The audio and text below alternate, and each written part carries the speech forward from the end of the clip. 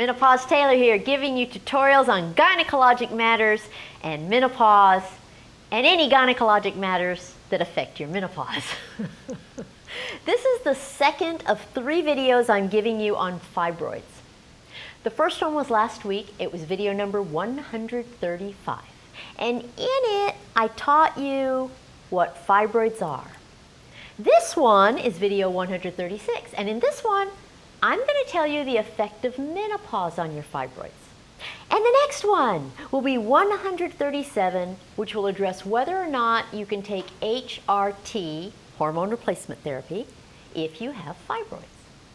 Now, if you haven't watched the video just before this one, do so now, please. I promise you I'll still be here when you come back and you're ready for this one. Watching my videos in orders is so critical to your understanding. But if you've already watched the video just before this one entitled What Are Fibroids? Then you're ready for this one. So here's a quick review of what you've already learned. Fibroids are overgrowths of fibrous tissue in the muscle of your uterus. And they start out very small and they grow in response to estrogen, and they just get bigger and bigger and bigger. And they're present in 40 to 50% of women, and most women have multiple fibroids in their uteri. And they grow slowly over time. They grow slowly over your reproductive years, and as they grow slowly, they deform your uterus from this to this. Big difference in this size and this size. So, because estrogen is what causes fibroids to grow, we're now addressing the effect of menopause on your fibroids. If you recall way back to video 9 on female hormones, I taught you how estrogen and progesterone produce your menstrual cycles. And I showed you this graph. Here I have the same thing made out of Play-Doh. If you didn't already know, I make most of the props I show you. So the first half of every single cycle you ever have in the course of your reproductive life involves high estrogen. The estrogen is pink. And the second half of every single cycle you have over the course of your reproductive life involves high progesterone. Progesterone is here, and it's multicolored. So every single month, when your estrogen is high, the fibrous tissue in your uterus can get stimulated and start growing into a fibroid. And then every month after that, the estrogen can cause the fibroids to grow just a little bit. Does that make the estrogen bad? You see, this is the kind of thing that induced the alternative and complementary community to come up with the term estrogen dominance.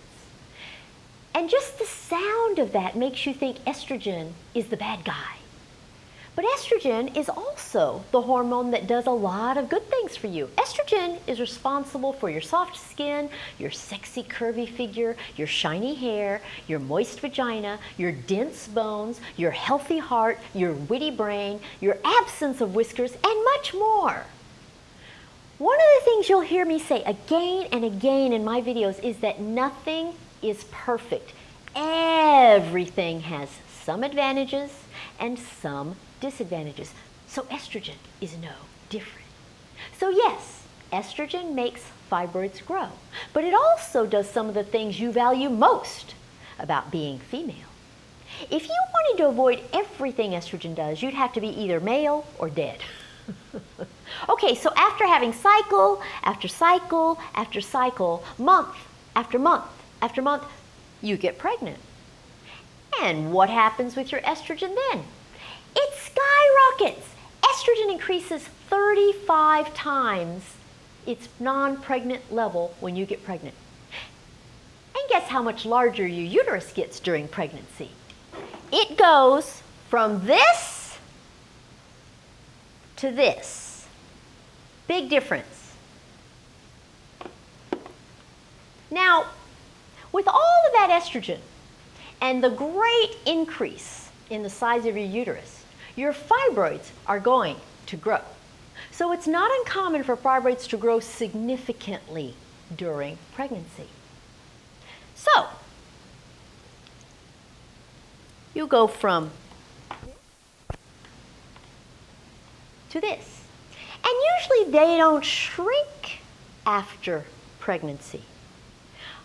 Of course, fibroids can cause problems during the pregnancy too.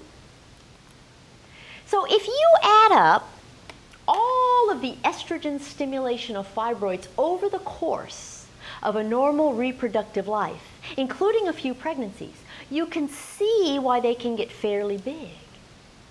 But the key is to understand that they usually grow slowly and steadily. Rapid growth of a fibroid is a whole different ballgame and a whole different diagnosis and is not necessarily benign. So let's move to the next phase of your life after you've had period after period after period and a few pregnancies. The next thing that happens is perimenopause. Now this is the transition between your reproductive life and your post-menopausal life. So what's the hormonal change that causes perimenopause? Do you remember? I've mentioned it in a bunch of previous videos. It's low progesterone. So here's what happens before you're perimenopausal, and then this is what happens when you're perimenopausal. This is where your progesterone drops. Only your progesterone. So if your progesterone drops, but your estrogen stays the same, what do you have? You have what we call estrogen dominance. And again, it isn't a bad thing. It's just a temporary phase. But the estrogen causes your fibroids to grow. Not only that, perimenopause is when your periods are wacky. So that's when you have the most trouble with bleeding from fibroids, which is the most common symptom of fibroids. Because of this situation at perimenopause, this is when most women have the most trouble with their fibroids. That's why you hear so many women say that they had some kind of treatment for their fibroids when they were in their 40s. Now, let's take that and contrast it with what happens at post-menopause. So I just told you that estrogen production during your cycles and pregnancies causes fibroids to grow. And what happens to your estrogen at post-menopause? Here's our graph again. This is post-menopause. Look at the estrogen. Your estrogen decreases. So what's going to happen to your fibroids? Don't get carried away. Don't get carried away. You just learned that your fibroids do not shrink after pregnancy when your estrogen levels decrease by 35 times. So don't jump the gun here and say that they disappear at postmenopause. They don't. But they do stop growing. Their fuel disappears. So usually, once you become postmenopausal, your fibroids stop growing. But there is a big difference between cessation of growth and shrinkage.